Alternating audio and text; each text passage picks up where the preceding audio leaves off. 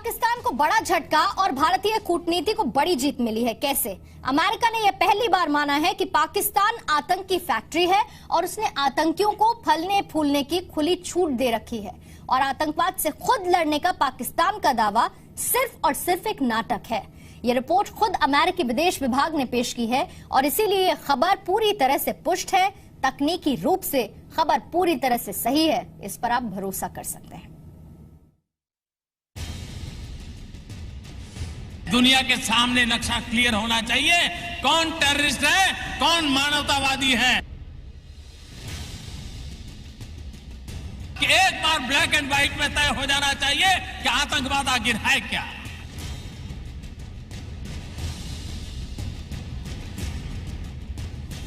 और ये परिभाषा न होने के कारण एक गुड टेररिज्म और बैड टेररिज्म चल रहा है। जो बात अब तक भारत दुनिया को कहता आया था, वो बात अब दुनिया मानने लगी है।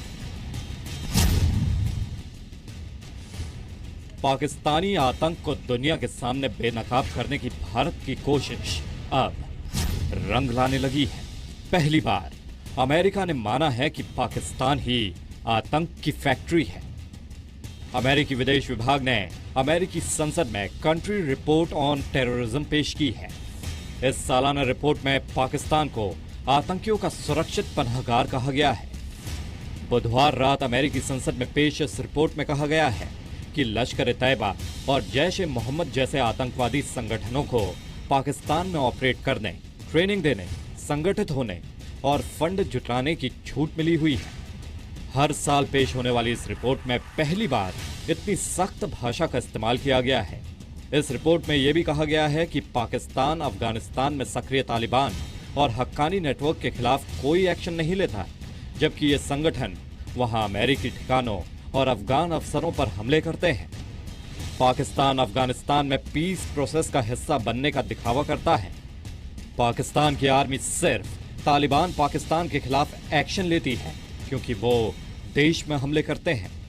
पिछले महीने पीएम मोदी की अमेरिकी यात्रा के दौरान राष्ट्रपति ट्रंप ने अफगानिस्तान में आतंकवाद फैलाने को लेकर पाकिस्तानी नीति पर जोरदार प्रहार किया था।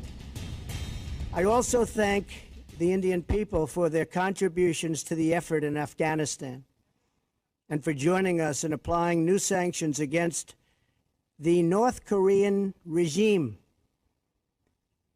The North Korean regime is causing tremendous problems, and it's something that has to be dealt with, and probably dealt with rapidly. PM Modi ने राष्ट्रपति ट्रंप को भरोसा दिया था कि अफगानिस्तान में आतंकवाद से लड़ने में भारत मजबूती से अमेरिका के साथ खड़ा रहेगा।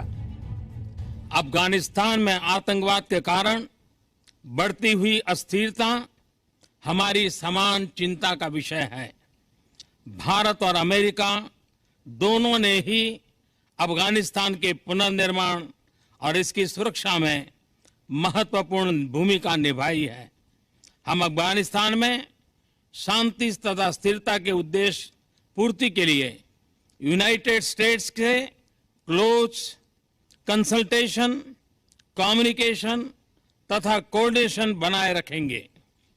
इंडो पैसिफिक रीजन में खुशहाली, शांति और स्थिरता हमारे स्ट्रेटेजिक कोऑपरेशन के मुख्य उद्देश्य हैं। अमेरिकी विदेश विभाग की इस रिपोर्ट में पठानकोट एयरबेस पर हुए आतंकी हमले का भी जिक्र किया गया है।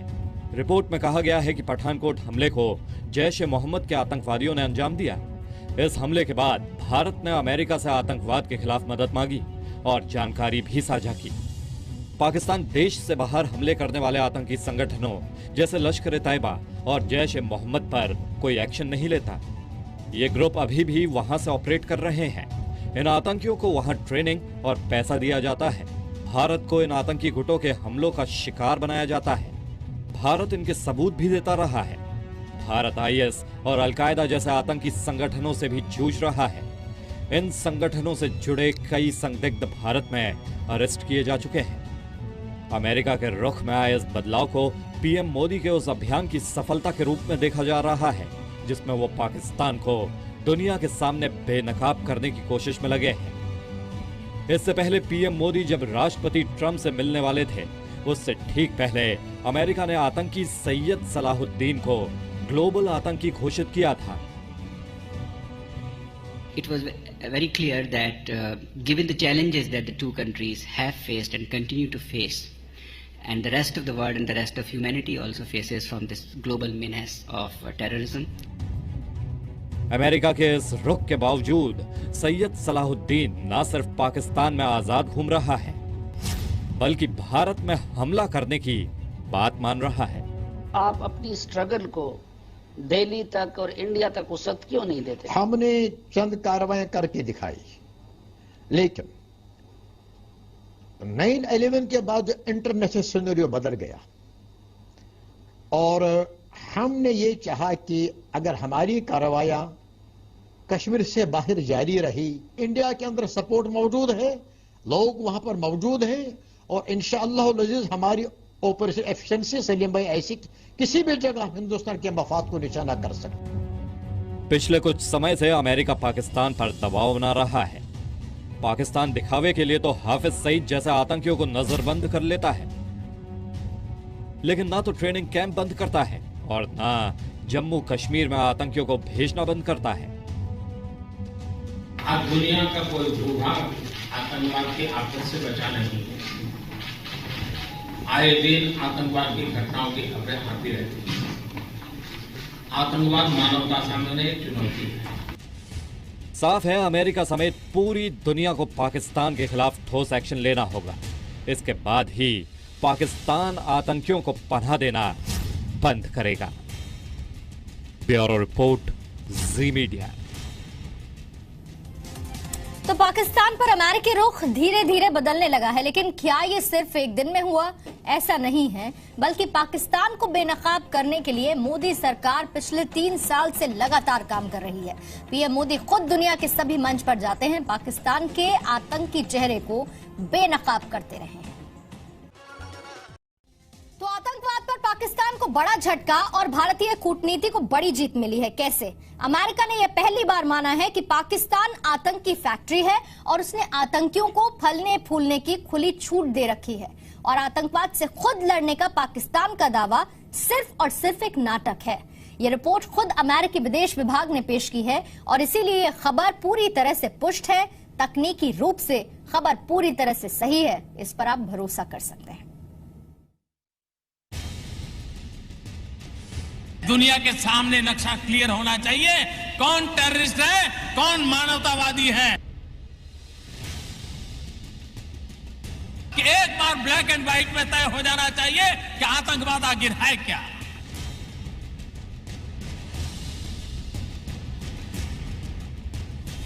और ये परिभाषा न होने के कारण एक गुड टेररिज्म और बैड टेररिज्म चल रहा है। जो बात अब तक भारत दुनिया को कहता आया था, वो बात अब दुनिया मानने लगी है। पाकिस्तानी आतंक को दुनिया के सामने बेनकाब करने की राष्ट्रपति ट्रंप ने अफगानिस्तान में आतंकवाद फैलाने को लेकर पाकिस्तानी नीति पर जोरदार प्रहार किया था। I also thank the Indian people for their contributions to the effort in Afghanistan and for joining us in applying new sanctions against the North Korean regime. The North Korean regime is causing tremendous problems, and it's something that has to be dealt with, and probably dealt with rapidly. PM Modi ने राष्ट्रपति Trump को भरोसा दिया था कि अफगानिस्तान में आतंकवाद से लड़ने में भारत मजबूती से अमेरिका के साथ खड़ा रहेगा। अफगानिस्तान में आतंकवाद के कारण बढ़ती हुई अस्थिरता हमारी समान चिंता का विषय है। भारत और अमेरिका दोनों ने ही अफगानिस्तान के पुनर्निर्माण और इसकी सुरक्षा में महत्वपूर्ण भूमिका निभाई है। हम अफगानिस्तान में शांति तथा स्थिरता के उद्देश्य पूर्ति के लिए यूनाइटेड स्टेट्स के क्लोज कंसल्टेशन, कम्युनिकेशन तथा कोऑर्डिनेशन बनाए रखेंगे। इंडो पैसिफिक रीजन में खुशहाली, शांति और स्थिरता हमारे स्ट्रेटेजिक कोऑपरेशन के मुख्य उद्देश्य हैं। अमेरिकी विदेश विभाग की इस रिपोर्ट में पठानकोट एयरबेस पर हुए आतंकी हमले का भी जिक्र किया गया है। रिपोर्ट में कहा गया है कि पठानकोट हमले को जैश ए मोहम्मद के आतंकवादियों ने अंजाम दिया। इस हमले के बाद भारत ने अमेरिका से आतंकवाद के खिलाफ मदद मांगी और जानकारी भी साझा की। पाकिस्तान देश से बाहर हमले करने वाले आतंकी संगठनों जैसे लश्कर ए तैयबा और जैश ए मोहम्मद पर कोई एक्शन नहीं लेता। ये ग्रुप अभी भी वहां से ऑपरेट कर रहे हैं। इन आतंकियों को वहां ट्रेनिंग और पैसा दिया जाता है। भारत को इन आतंकी गुटों के हमलों का शिकार बनाया जाता है। भारत इनके सबूत भी देता रहा है। भारत आईएस और अलकायदा जैसे आतंकी संगठनों से भी जूझ रहा है। इन संगठनों से जुड़े कई संदिग्ध भारत में अरेस्ट किए जा चुके हैं। अमेरिका के रुख में आए इस बदलाव को पीएम मोदी के उस अभियान की सफलता के रूप में देखा जा रहा है जिसमें वो पाकिस्तान को दुनिया के सामने बेनकाब करने की कोशिश में लगे हैं। इससे पहले पीएम मोदी जब राष्ट्रपति ट्रंप से मिलने वाले थे, उससे ठीक पहले अमेरिका ने आतंकी सैयद सलाहुद्दीन को ग्लोबल आतंकी घोषित किया था। It was very clear that given the challenges that the two countries have faced and continue to face, and the rest of the world and the rest of humanity also faces from this global menace of terrorism. America के इस रुख के बावजूद सैयद सलाहुद्दीन न सिर्फ पाकिस्तान में आजाद घूम रहा है, बल्कि भारत में हमला करने की बात मान रहा है। आप अपनी स्ट्रगल को दिल्ली तक और इंडिया तक वसत क्यों नहीं देते? हमने चंद कार्रवाइयां करके दिखाई, लेकिन 9/11 के बाद इंटरनेशनल सिनेरियो बदल गया और हमने ये चाहा कि अगर हमारी कार्रवाइयां कश्मीर से बाहर जारी रही, इंडिया के अंदर सपोर्ट मौजूद है, लोग वहां पर मौजूद हैं और इंशाअल्लाह अज़ीज हमारी ऑपरेशन एफिशिएंसी सलीम भाई ऐसी। भारत की कोशिश अब रंग लाने लगी है। पहली बार अमेरिका ने माना है कि पाकिस्तान ही आतंक की फैक्ट्री है। अमेरिकी विदेश विभाग ने अमेरिकी संसद में कंट्री रिपोर्ट ऑन टेररिज्म पेश की है। इस सालाना रिपोर्ट में पाकिस्तान को आतंकियों का सुरक्षित पनाहगार कहा गया है। बुधवार रात अमेरिकी संसद में पेश इस रिपोर्ट में कहा गया है कि लश्कर ए तैयबा और जैश ए मोहम्मद जैसे आतंकवादी संगठनों को पाकिस्तान में ऑपरेट करने, ट्रेनिंग देने, संगठित होने और फंड जुटाने की छूट मिली हुई है। हर साल पेश होने वाली इस रिपोर्ट में पहली बार इतनी सख्त भाषा का इस्तेमाल किया गया है।